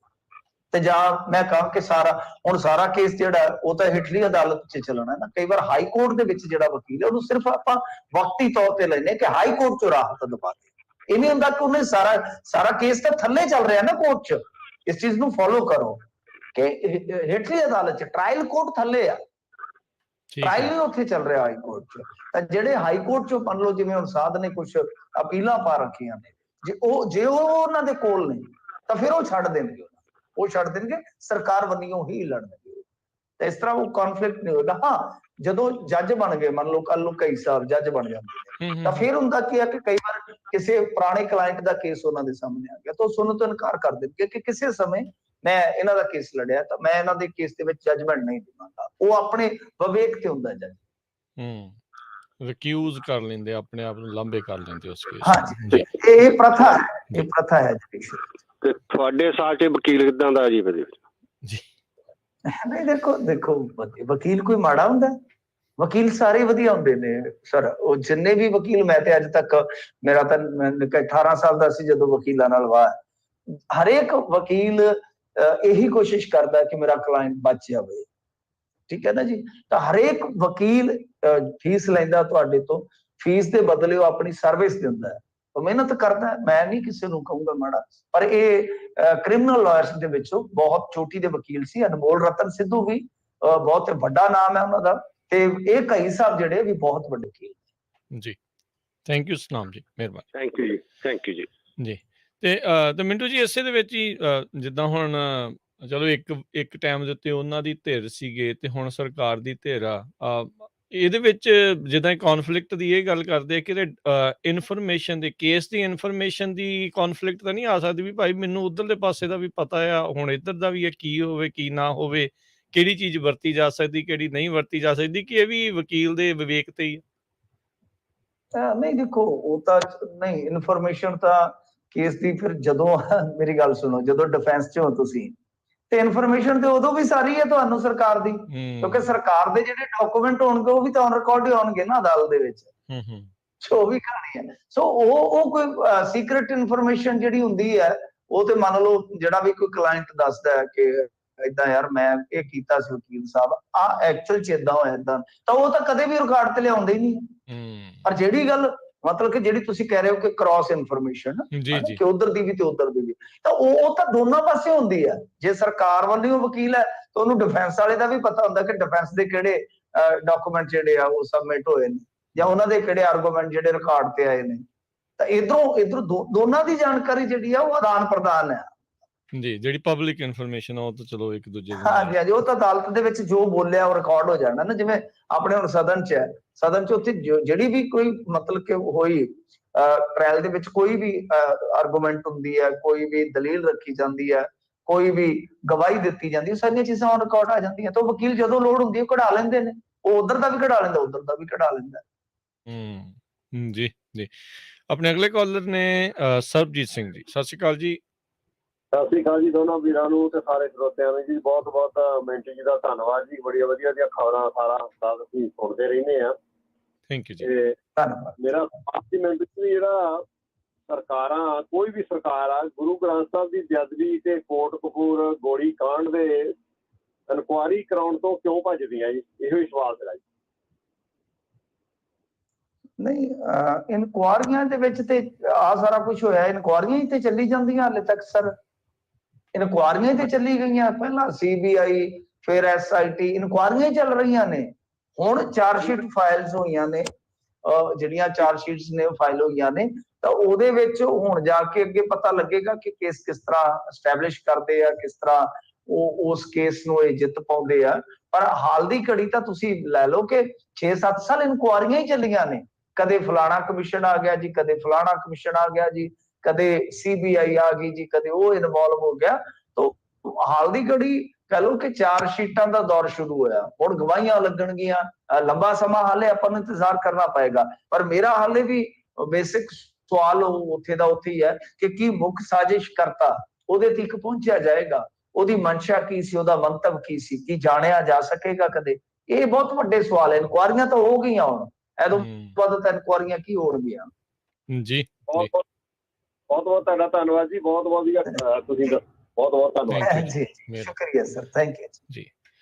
ਧਾਲੀਵਾਲ ਤੋਂ ਬਾਅਦ ਹੁਣ ਮੁੱਖ ਮੰਤਰੀ ਸਾਹਿਬ ਖੁਦ ਕਹਿੰਦੇ ਕਬਜ਼ੇ ਜਿਹੜੇ ਛਡਾਉਣ ਦੇ ਵਿੱਚ ਗਾਂਹ ਹੋਏ ਪਏ ਨੇ। ਉਹਨਾਂ ਨੂੰ ਇਹ ਤਾਂ ਨਹੀਂ ਵੀ ਕਿਤੇ ਵੀ ਨੰਬਰ ਸਾਰੇ ਉਹ ਧਾਲੀਵਾਲ ਲਈ ਜਾਂਦੇ, ਮੈਂ ਪਿੱਛੇ ਰਹਿ ਗਿਆ, ਜਾਂ ਹੈ ਕੁਝ ਹੋਰ ਵੀ ਨਾਲ ਇਹ 'ਚ ਕੰਮ? ਨਹੀਂ, ਦੇਖੋ ਕਈ ਵਾਰ ਮੈਦਾਨ 'ਚ ਆਪ ਉਤਰਨਾ ਪੈਂਦਾ, ਜਦੋਂ ਬਹੁਤ ਜ਼ਿਆਦਾ ਸਵਾਲ ਹੋਣ ਲੱਗ ਪੈਣ ਨਾ ਤੁਹਾਡੇ ਤੇ, ਤਾਂ ਫਿਰ ਕੁਝ ਐਸਾ ਕਰ ਦਿਓ ਰਾਜਨੀਤੀ ਦੇ ਵਿੱਚ ਕਿ ਉਹ ਸਵਾਲ ਛੋਟੇ ਰਹਿ ਜਾਣ ਤੇ ਤੁਹਾਡਾ ਜਿਹੜਾ ਇੱਕ ਕਾਰਜ ਹੈ ਉਹ ਉਹਨਾਂ ਸਾਰੇ ਸਵਾਲਾਂ ਤੋਂ ਬਹੁਤ ਵੱਡਾ ਜਾਪਣ ਲੱਗ ਪਵੇ। ਤਾਂ ਇਹ ਇਸੇ ਤਰ੍ਹਾਂ ਦੇ ਦੇਖੋ, ਗੱਲ ਕੀ ਹੁੰਦਾ ਹੈ ਕਿ ਇਹ ਨਿੱਜੀ ਜ਼ਿੰਦਗੀ 'ਚ ਵੀ ਇੱਕ ਗੱਲ ਯਾਦ ਰੱਖਿਓ ਕਿ ਇਵੈਂਟ ਸਾਰਿਆਂ ਨਾਲ ਵਾਪਰਨੇ ਆ, ਇਵੈਂਟ ਤੁਹਾਡੇ ਹੱਥ 'ਚ ਨਹੀਂ ਹੈ ਜੀ, ਪਰ ਰਿਸਪੌਂਡ ਕਿੱਦਾਂ ਕਰਦੇ ਹੋ ਤੁਹਾਡੇ ਹੱਥ 'ਚ। ਉਹੀ ਹਰੇਕ ਬੰਦੇ ਦਾ ਫਰਕ ਹੁੰਦਾ। ਤੁਸੀਂ ਦੇਖੋ ਨਾ ਕਿ ਇੱਧਰ US ਦੇ ਵਿੱਚ ਵੀ ਕਿੰਨੇ ਵੱਡੇ ਬਿਜ਼ਨਸਮੈਨ ਬਣੇ ਨੇ ਆਪਣੇ ਬੰਦੇ, ਹਨਾ? ਤਾਂ ਸਾਰਿਆਂ ਨੂੰ ਓਪਰਚੁਨਿਟੀ, ਸਾਰਿਆਂ ਨੂੰ 24 ਘੰਟੇ ਬਰੋਬਰ ਮਿਲੇ ਹੋਣਗੇ ਆ ਕੇ। ਕੁਛ ਨੇ ਪਰਿਸਥਿਤੀਆਂ ਦੇ ਵਿੱਚ ਕਹਿ ਲਓ ਕਿ ਰਿਸਪੌਂਡ ਵੱਖਰੇ ਤਰੀਕੇ ਨਾਲ ਕੀਤਾ, ਕੁਛ ਨੇ ਵੱਖਰੇ ਤਰੀਕੇ ਨਾਲ ਕੀਤਾ। ਇਹ ਰਾਜਨੀਤੀ 'ਚ ਵੀ ਲਾਗੂ ਹੁੰਦਾ, ਨਿੱਜੀ ਜ਼ਿੰਦਗੀ 'ਚ ਵੀ ਲਾਗੂ ਹੁੰਦਾ। ਜ਼ਿੰਦਗੀ ਦਾ ਫੰਡਾ ਹੈ ਕਿ ਇਵੈਂਟ ਆਪਣੇ ਹੱਥ 'ਚ ਨਹੀਂ ਹੈ। ਇਵੈਂਟ ਹੋ ਗਿਆ, ਕੋਈ ਵੀ ਵਾਪਰ ਗਿਆ, ਤਾਂ ਉਹਦੇ 'ਚ ਕੀ ਹੈ ਕਿ ਸਾਡਾ ਰਿਸਪੌਂਡ ਕਿਸ ਤਰ੍ਹਾਂ ਦਾ ਹੈ। ਤਾਂ ਇੱਥੋਂ ਫਰਕ ਪੈਂਦੇ ਰਹਿ ਜਾਂਦੇ ਆ ਜ਼ਿੰਦਗੀਆਂ ਦੇ ਵਿੱਚ। ਇੱਥੋਂ ਕਾਮਯਾਬੀਆਂ ਨਾਕਾਮਯਾਬੀਆਂ ਦੇ ਫਰਕ ਤੈਅ ਹੁੰਦੇ ਆ। ਇਸੇ ਤਰ੍ਹਾਂ ਰਾਜਨੀਤੀ 'ਚ ਹੈ ਕਿ ਰਾਜਨੀਤੀ ਦੇ ਵਿੱਚ ਵੀ ਇਵੈਂਟ ਤਾਂ ਜਿਹੜੇ ਆ ਤੁਹਾਡੇ ਹੱਥ ਨਹੀਂ ਹੁੰਦੇ। ਕੁਝ ਤਾਂ ਬਣਾ ਲਓਗੇ ਤੁਸੀਂ, ਪਰ ਕੁਝ ਇਵੈਂਟ ਤੁਹਾਡੇ ਵੱਸੋਂ ਬਾਹਰ ਹੁੰਦੇ ਆ। ਪਰ ਇਹ ਹੁੰਦਾ ਕਿ ਰਿਸਪੌਂਡ ਤੁਸੀਂ ਕਰ ਸਕਦੇ ਹੋ ਸਰਕਾਰ ਦੇ ਵਿੱਚੋਂ। ਤੁਸੀਂ ਇਹਨਾਂ ਨੇ ਰਿਸਪੌਂਡ ਕੀਤਾ ਉਹਨਾਂ ਚੀਜ਼ਾਂ, ਤਾਂ ਉਹਦੇ ਵਿੱਚ ਅੱਜ ਸਿਮਰਨਜੀਤ ਸਿੰਘ ਮਾਨ ਦੇ ਬੇਟੇ ਦਾ ਵੀ ਨਾਂ ਆ ਗਿਆ। ਮਾਨ ਵਰਸਸ ਮਾਨ, ਉਹ ਲੜਾਈ ਬਣ ਗਈ। ਬਸ ਤੁਸੀਂ ਦੇਖ ਲਓ, ਮਾਨ ਵਰਸਸ ਮਾਨ ਤੇ ਹੁਣ ਫੇਸਬੁੱਕ ਤੇ ਕਮਸਾਨ। ਉਹ ਕਾਂਗੜ ਦੇ ਮੁੰਡੇ ਦਾ ਵੀ ਨਾਂ ਆ ਗਿਆ, ਇਹ ਵੀ ਆ ਗਿਆ। ਸੋ ਕਈ ਕੁਛ ਜਿਹੜਾ ਆ ਉਹ ਇਸ ਟਾਈਮ ਚੱਲ ਰਿਹਾ ਹੈਗਾ ਆ। ਸੋ ਸਮਾਂ ਵੀ ਜਿਹੜਾ ਆਪਣਾ ਸਮਾਪਤੀ ਵੱਲ ਜਾਣ ਤੋਂ ਪਹਿਲਾਂ ਇੱਕ ਚੀਜ਼ ਮੈਂ ਜ਼ਰੂਰ ਪੁੱਛਣਾ ਚਾਹੁੰਦਾ ਵੀ ਜਿਹੜਾ ਆਪਾਂ ਅਟਾਰਨੀ ਜਨਰਲ ਦੀ ਗੱਲ ਕਰ ਰਹੇ ਸੀ ਪੰਜਾਬ ਨੂੰ ਲੈ ਕੇ, ਟਿਕ ਕਿਉਂ ਕੋਈ ਨਹੀਂ ਪਾ ਰਿਹਾ? ਜਾਂ ਅਟਾਰਨੀ ਜਨਰਲ ਤਾਂ ਹਾਂਜੀ ਉਹ ਇੰਡੀਆ ਦਾ ਗਾਂਹ ਵਾਲਾ ਜਿਹੜਾ ਉਹ ਉੱਤੇ ਹੁੰਦਾ। ਸੋ ਐਡਵੋਕੇਟ ਜਨਰਲ ਜਿਹੜੇ ਆ, ਕੀ ਗੱਲ ਟਿਕ ਤੇ ਕਿਉਂ ਨਹੀਂ? ਬਹੁਤ ਥੋੜਾ ਸਮਾਂ ਕਿਉਂ ਰਹਿ ਰਹੇ? ਨਹੀਂ ਦੇਖੋ ਰਾਜ ਕਰਨਵੀਰ ਸਿੰਘ ਜੀ, ਇਹ ਮਜ਼ਾਕ ਨਹੀਂ ਹੈਗਾ। ਇਹ ਚੀਜ਼ ਜਿਹੜੀ ਹੈ ਨਾ ਸਮਝਣ ਵਾਲੀ ਆ। ਇਸ ਚੀਜ਼ ਨੂੰ ਇਉਂ ਸਮਝੋ ਕਿ ਅਮਰਿੰਦਰ ਸਿੰਘ ਦੇ ਜਦੋਂ ਸਰਕਾਰ ਨੇ ਹਲਫ ਲਿਆ ਸੀ ਨਾ, ਉਹਨਾਂ ਨੇ ਸਭ ਤੋਂ ਪਹਿਲਾਂ ਜਿਹੜਾ ਕੰਮ ਕੀਤਾ ਸੀਗਾ ਉਹ ਕੀਤਾ ਸੀਗਾ ਕਿ ਆਪਣਾ ਐਡਵੋਕੇਟ ਜਨਰਲ ਲਾਇਆ, ਤੇ ਉਸ ਤੋਂ ਬਾਅਦ ਉਹਨਾਂ ਨੇ ਆਪਣੀ ਲੀਗਲ ਟੀਮ ਸੈੱਟ ਕੀਤੀ। ਉਹ ਗਾਂ ਕਿਵੇਂ ਚੱਲੀ ਕਿਵੇਂ ਨਹੀਂ ਚੱਲੀ ਉਹ ਇੱਕ ਵੱਖਰਾ ਵਿਸ਼ਾ ਹੈਗਾ। ਤਾਂ ਇਹ ਚੀਜ਼ ਕੋਈ ਮਤਲਬ ਕਿ ਗੁੱਡੀ ਗੁੱਡੇ ਦਾ ਖੇਡ ਨਹੀਂ ਹੈ ਜਿੱਦਾਂ ਇਹਨਾਂ ਨੇ ਬਣਾ ਦਿੱਤਾ ਹੈ। ਇਹ ਤੇ ਸਰਕਾਰ ਕਿਵੇਂ ਚੱਲ ਰਹੀ ਹੈ ਮੈਨੂੰ ਨਹੀਂ ਪਤਾ ਲੱਗ ਰਿਹਾ, ਮਾਫ ਕਰਨਾ। ਅੱਜ ਵੀ ਅਸੀਂ ਕੁਝ ਦੋਸਤ ਇਕੱਠੇ ਹੋਏ ਸੀਗੇ, ਇਹੀ ਗੱਲਾਂ, ਕੁਝ ਸਮਰਥਕ ਹੁੰਦੇ ਨੇ ਸਾਡੇ ਦੋਸਤ, ਕੁਝ ਮਤਲਬ ਕਿ ਸਾਡੇ ਨਾਲ ਆ ਖੜਦੇ ਨੇ ਨਿਊਟਰਲ ਜੀ ਤੇ ਕੁਝ ਵਿਰੋਧ ਦੇ ਵਿੱਚ। ਤਾਂ ਕਹਿਣ ਦਾ ਮਤਲਬ ਆਹੀ ਗੱਲਾਂ ਅਸੀਂ ਕਰਦੇ ਰਹੇ। ਮੈਨੂੰ ਨਹੀਂ ਸਮਝ ਪੈ ਰਹੀ ਇਸ ਸਰਕਾਰ ਦੀ। ਤੁਸੀਂ ਹਿਸਾਬ ਲਾ ਲਓ ਕਿ 4 ਮਹੀਨੇ ਤੁਸੀਂ ਚੱਲ ਗਏ, ਐਡਵੋਕੇਟ ਜਨਰਲ ਦੀ ਹਾਲੇ ਪਸੂੜੀ ਆ। ਕਦ ਤੁਸੀਂ 250 ਲੀਗਲ ਅਫਸਰ ਨਿਯੁਕਤ ਕੀਤਾ? ਤਾਂ ਜਿਹੜੀ ਅਦਾਲਤਾਂ ਦੇ ਵਿੱਚ ਤੁਹਾਡੀ ਕੇਸਾਂ ਦੀ ਪੈਂਡੈਂਸੀ ਹੈ, ਜੋ ਤੁਹਾਡੇ ਉੱਥੇ ਕੇਸ ਲੱਗੇ ਖਲੋਤੇ ਨੇ, ਜਾਂ ਤਾਂ ਤੁਸੀਂ ਉਹਨਾਂ 'ਚ ਹਾਰੋਗੇ ਜਾਂ ਤੁਸੀਂ ਉਹਨਾਂ 'ਚ ਬਹੁਤ ਪਛੜ ਜਾਓਗੇ। ਤਾਂ ਇਹ ਚੀਜ਼ ਕੋਈ ਮਤਲਬ ਮਜ਼ਾਹੀਆ ਚੀਜ਼ ਨਹੀਂ ਚੱਲ ਰਹੀ। ਉਰੇ ਬਹੁਤ ਸੀਰੀਅਸ ਮੁੱਦਾ ਹੈ ਕਿ ਕਿਉਂ ਇੱਕ ਸਰਕਾਰ ਜੇ ਵਾਕਿਆ ਉਹ ਪੰਜਾਬ ਤੋਂ ਚੱਲ ਰਹੀ ਹੈ, ਸਾਡੇ ਮਾਨ ਸਾਹਿਬ ਤੇ ਕੋਈ ਦਬਾਅ ਹੀ ਨਹੀਂ ਹੈਗਾ, ਤਾਂ ਕਿਉਂ ਲੀਗਲ ਅਫਸਰਾਂ ਦੀ ਟੀਮ ਜਿਹੜੀ ਹੈ ਉਹ ਵੇਲੇ ਸਿਰ ਨਹੀਂ ਬਣ ਪਾ ਰਹੀ? ਬਹੁਤ ਵੱਡੇ ਜਿਹੜੇ ਇਹ ਸਵਾਲ ਨੇ ਬਿਲਕੁਲ, ਕਿਉਂਕਿ ਨਹੀਂ ਤਾਂ ਪਿਛਲੇ ਜਿਹੜੇ ਆਪਾਂ ਕੈਪਟਨ ਦੀ ਤੁਸੀਂ ਗੱਲ ਕਰਕੇ ਵੀ ਉਸ ਟਾਈਮ ਦੇ ਉੱਤੇ ਏਜੀ ਦਾ ਤੇ ਇਹੀ ਰਿਕਾਰਡ ਸੀਗਾ ਵੀ ਜੇ ਕੇਸ ਹਰਾਉਣਾ ਤੇ ਇਹਨੂੰ ਜਿਹੜਾ ਉਹ ਲਾ ਦੋ, ਬਾਅਦ ਚ ਇਦਾਂ ਦੇ ਕੰਮ ਜਿਹੜੇ ਆ ਉਹ ਨਾ ਹੋਣ। ਨਹੀਂ ਜੀ ਉਹ ਮੈਂ ਤੁਹਾਨੂੰ ਜਿਹੜੀ ਗੱਲ ਕਰ ਰਿਹਾ, ਕੋਈ ਵੀ ਸਰਕਾਰ ਲੈ ਲਓ, ਕਿਸੇ ਵੀ ਸੂਬੇ ਦੀ ਸਰਕਾਰ ਲੈ ਲਓ, ਉਹਦਾ ਪ੍ਰਾਇਮਰੀ ਸਟੈਪ ਹੁੰਦਾ ਹੈ ਕਿ ਆਪਣੇ ਲੀਗਲ ਅਫਸਰਾਂ ਦੀ ਨਿਯੁਕਤੀ ਕਰੋ। ਮੰਤਰਾਲੇ ਵੀ ਬਾਅਦ ਚ ਵੰਡੇ ਜਾਂਦੇ ਆ ਕਈ ਵਾਰ। ਉਹ ਚੀਜ਼ਾਂ ਤਾਂ ਹੁਣ ਉਹ ਚੱਲਦੀਆਂ ਰਹਿੰਦੀਆਂ ਨੇ, ਕਿਉਂਕਿ ਤੁਸੀਂ ਅਦਾਲਤਾਂ ਦੀ ਕਾਰਵਾਈ ਨਹੀਂ ਟਲਵਾ ਸਕਦੇ, ਅਦਾਲਤਾਂ ਦੀ ਕਾਰਵਾਈ ਤੁਰਦੀ ਰਹਿਣੀ ਆ। ਜੀ ਤਾਂ ਇਸੇ ਕਰਕੇ ਇਹ ਪਹਿਲਾ ਕਦਮ ਜਿਹੜਾ ਹੁੰਦਾ ਹੈ, ਕੋਈ ਵੀ ਸਰਕਾਰ ਬਣਦੀ ਹੈ ਤਾਂ ਉਹ ਸਭ ਤੋਂ ਪਹਿਲਾਂ ਐਡਵੋਕੇਟ ਜਨਰਲ ਨੂੰ ਨਿਯੁਕਤ ਕਰਦੀ ਹੈ ਔਰ ਫਿਰ ਉਸ ਤੋਂ ਬਾਅਦ ਜਿਹੜੇ ਲੀਗਲ ਆਫੀਸਰ ਹੁੰਦੇ ਉਹਨਾਂ ਦੀ ਨਿਯੁਕਤੀ ਕੀਤੀ ਜਾਂਦੀ ਹੈ। ਪਰ ਇਹ ਸਰਕਾਰ ਕਿਹੜੇ ਪਾਸੇ ਤੁਰ ਪਈ ਹੈ ਸਮਝ ਤੋਂ ਪਰੇ। ਬਾਕੀ ਗੱਲ ਇਹ ਹੈ ਕਿ ਜੇ ਉਹ ਸਰਕਾਰ ਅਤੁਲ ਨੰਦਾ ਦੇ ਇਹਨਾਂ ਹਾਰੇ ਹੋਏ ਕੇਸਾਂ ਤੇ ਸੀਰੀਅਸਲੀ ਨਹੀਂ ਚੱਲੀ ਤਾਂ ਉਹਦਾ ਹਸ਼ਰ ਵੀ ਤਾਂ ਫਿਰ ਇਹ ਦੇਖ ਲੈਣ ਨਾ। ਜੀ ਜੀ ਬਿਲਕੁਲ। ਸ਼ੁਕਰੀਆ ਮਿੰਟੂ ਜੀ, ਮਿਹਰਬਾਨੀ। ਮਿਲਦੇ ਹਾਂ ਜੀ ਅਗਲੀ ਵਾਰ। ਧੰਨਵਾਦ। ਸਤਿ ਸ਼੍ਰੀ ਅਕਾਲ ਜੀ। ਸਤਿ ਸ਼੍ਰੀ ਅਕਾਲ। ਸੋ ਤੇ ਪ੍ਰੋਗਰਾਮ ਦੀ ਸਮਾਪਤੀ। ਅਗਲੀ ਵਾਰ ਤੱਕ ਲਈ ਇਜਾਜ਼ਤ। ਮੇਰੇ ਵੱਲੋਂ ਵੀ ਪਿਆਰ ਭਰੀ ਨਿੱਘੀ ਸਤਿ ਸ਼੍ਰੀ ਅਕਾਲ। ਸੁਣਦੇ ਰਹੋ, ਦੇਖਦੇ ਰਹੋ ਪੰਜਾਬੀ ਰੇਡੀਓ USA।